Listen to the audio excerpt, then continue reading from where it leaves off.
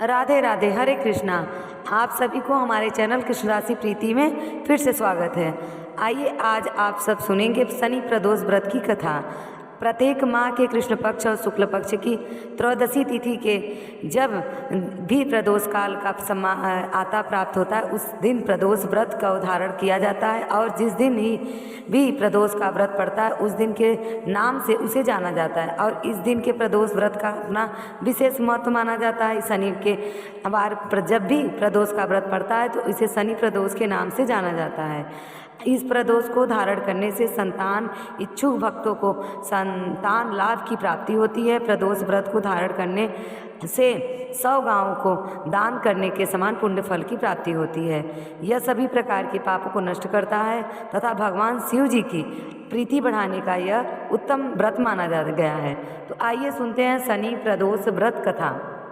तो प्रेम से बोलिए भगवान भोलेनाथ की जय, माता पार्वती की जय। अब हम शनि प्रदोष की विधि सुनने की इच्छा रखते हैं, जो कृपा करके सुनाइए। सूत जी बोले कि ऋषियों, निश्चित रूप से आपका शिव पार्वती के चरणों में अत्यंत प्रेम है। मैं आपको शनि प्रदोष के व्रत की विधि बताता हूँ, सो ध्यान से सुनिए। प्राचीन कथा की एक निर्धन ब्राह्मण थी, स्त्री दरिद्रता से दुखी हो सांडिल्य ऋषि के पास जाकर बोली, हे महामुने, मैं अत्यंत दुखी हूँ, मेरा दुख निवारण का उपाय बताइए। मेरे दोनों पुत्र आपकी शरण में हैं। मेरे ज्येष्ठ पुत्र का नाम धर्म है, जो कि राजपुत्र हैं, और लघु पुत्र का नाम है शुचिव्रत। हम दरिद्र हैं, आप ही हमारा उद्धार कर सकते हैं। इतनी बात सुनकर ऋषि ने शनि प्रदोष व्रत करने के लिए कहा। कुछ समय पश्चात प्रदोष व्रत आया। तीनों ने व्रत का संकल्प किया। छोटा लड़का, जिसका नाम शुचिव्रत था, एक तालाब में पर स्नान करने पर गया तो उसे मार्ग में स्वर्ण कलश धन से भरपूर मिला। उसको लेकर वह अपने घर आया। प्रसन्न हो माता ने कहा, यह धन मार्ग में प्राप्त हुआ है। माता ने धन देकर शिव महिमा का वर्णन किया। राजपुत्र को अपने पास बुलाकर बोली कि देखो पुत्र, यह धन हमें शिव जी की कृपा से प्राप्त हुआ है, अतः प्रसाद के स्वरूप में तुम दोनों पुत्र आधा आधा भाग बांट लो। माता का वचन सुनकर राजपुत्र ने शिव पार्वती का ध्यान किया और बोला कि हे माता पूजिया, यह धन आपके पुत्र का ही है, हे आपकी अधिकारी नहीं हूँ। मुझे शंकर भगवान और माता पार्वती जब देंगे तब लूँगा। इतना कहकर राजपुत्र शंकर जी की पूजा में लग गया। एक दिन दोनों भाइयों का प्रदेश भ्रमण का विचार हुआ। वहाँ अनेक गंधर्व कन्याएं को क्रीड़ा करते हुए देखकर शुचिव्रत ने कहा कि भैया, अब हमें इसके आगे नहीं जाना चाहिए। इतना कहकर शुचिव्रत उसी स्थान पर बैठ गया, परंतु राजपुत्र अकेला ही स्त्रियों के बीच में जा पहुंचा। वहाँ एक अति सुंदर स्त्री राजकुमार को देखकर मोहित हो गई और राजपुत्र के पास पहुंचकर अपनी सखियों से कहने लगी कि हे सखियाँ, इस वन के समीप ही जो दूसरा वन है, वहाँ जाकर देखो, भांति के पुष्प खिले हुए, बड़ा सुहावन समय है, उनका शोभा देखकर आओ। मैं यहाँ बैठती हूँ, मेरे पैर में बहुत ही पीड़ा है। यह सुनकर सब सखियाँ दूसरे वन को चली गई। वह दूसरी राजकुमारी की ओर देखती, इधर उधर राजकुमारी फिर निहारने लगा। युवती बोली, आप कहाँ रहते हैं? वन में कैसे पधारे हैं? किस राजा के पुत्र हैं? आपका क्या नाम है? राजकुमार बोला कि मैं विद्रवक नरेश का पुत्र हूँ।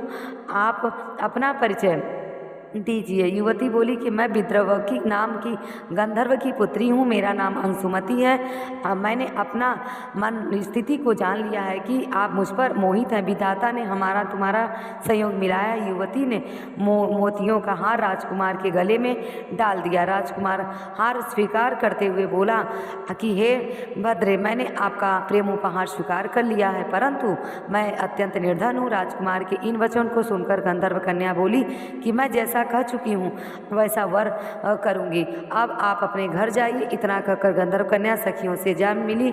घर जाकर राजकुमार ने शुचिव्रत को सारा वृतांत सुनाया। जब तीसरा दिन आया, वह राजपुत्र शुचिव्रत को लेकर उसी वन में जा पहुँचा। वहीं गंधर्वराज अपनी कन्या को लेकर आ पहुँचे। इन दोनों राजकुमारों को देखकर आसन देकर कहा कि मैं कैलाश पर गया था, वहाँ शंकर जी ने मुझसे कहा कि हे धर्मगुप्त नाम का एक मेरा भक्त है, जो इस समय राज विहीन और निर्धन है, मेरा परम भक्त है। हे गंधर्वराज, तुम उसकी सहायता करो। मैं महादेव जी की आज्ञा से इस कन्या को आपके पास लाया हूँ, आप इसका निर्वाह करें और इसकी सहायता पर राजगद्दी पर बैठा दूंगा। इस प्रकार का गंधर्वराज ने कन्या का विधिवत विवाह कर दिया। विशेष धन और सुंदर गंधर्व कन्या को पाकर राजकुमार अति प्रसन्न हुआ। भगवत कृपा से अपने शत्रुओं का दमन करके राज्य का सुख भोगने लगा। इस प्रकार जो भी भक्त सच्ची श्रद्धा के साथ, नियम और श्रद्धा के साथ प्रदोष का व्रत धारण करते हैं तो भगवान शिव जी अपने भक्तों के सभी प्रकार के मनोरथ की सिद्धि करते हैं। तो प्रेम से बोलिए भोलेनाथ की जय, माता पार्वती की जय। तो ये थी सर्व देवी देवता की जय। इस दिन पूरे विधि विधान के साथ भगवान शिव, माता पार्वती, शिव परिवार का पूजन करना चाहिए। सबसे पहले भगवान गणेश की पूजन करें, इसके बाद नंदी, भृंगी, श्रृंगी, कीर्तिमुखी, कुबेर, कार्तिकेय, सर्प देवता का पूजन करें और फिर भगवान शिव, माता पार्वती का पूरे विधि विधान के साथ पूजन करें। इस दिन भगवान शिव जी का जल से अभिषेक करें, पंचामृत से अभिषेक करें, शुद्ध गंगा जल से अभिषेक करें, भगवान को सफ़ेद वस्त्र चढ़ाएं यथा यज्ञोपवीत अर्पित करें। फिर अक्षत, चंदन, पुष्पों की माला अर्पित करें, बेलपत्र, भांग, धतूरा, शमी पत्र चढ़ाएं, तुलसी मंजरी से अर्पित करें। भगवान शिव जी को तुलसी पत्र नहीं चढ़ाया जाता, वहाँ पे आप जो तुलसी मंजरी भगवान शिव जी को अर्पित करें, इससे भगवान शिव जी की अति प्रसन्न होते हैं। इसके बाद फिर भगवान शिव जी को धूप और दीप दिखाएं, अनेक प्रकार का नैवेद्य चढ़ाएं, आदि का भोग लगाएं, जो मिष्ठान मिल पाए, ऋतुफल हो उसका भोग लगाएं। भोग लगाने के बाद जल से आचमनी करवाएं। मुख शुद्धि के लिए आप सुपारी, लौंग, इलायची के साथ अर्पित करें और फिर द्रव्य दक्षिणा चढ़ाएं। इसके बाद प्रदोष व्रत का कथा श्रवण करें, भगवान शिव के स्रोत चालीसा का पाठ या श्रवण करें। इस व्रत का पारण अगले दिन सूर्योदय होने के बाद करना चाहिए। प्रदोष का व्रत कम से कम 11 या 26 त्रयोदशी का व्रत का धारण करना चाहिए। इसके बाद आप व्रत का उद्यापन कर सकते हैं।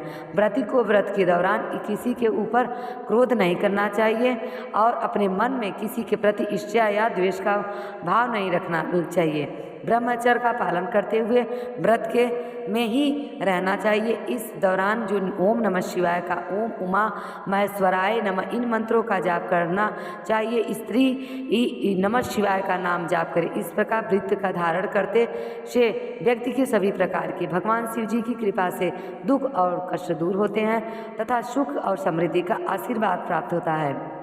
तो आशा करती हूँ कि यह जानकारी आपको अच्छा लगा। इसी प्रकार से ज्ञानवर्धन जानकारी प्राप्त करने के लिए, व्रत पूजा के बारे में जानने के लिए, कथा को सुनने के लिए चैनल पे अगर आप पहली बार आए हो तो चैनल को बटन दबाकर सब्सक्राइब करें और साथ में बेल आइकन घंटी को दबाना, ताकि आने वाली वीडियो का नोटिफिकेशन आपको समय से मिलता रहे। हर हर महादेव, राधे राधे।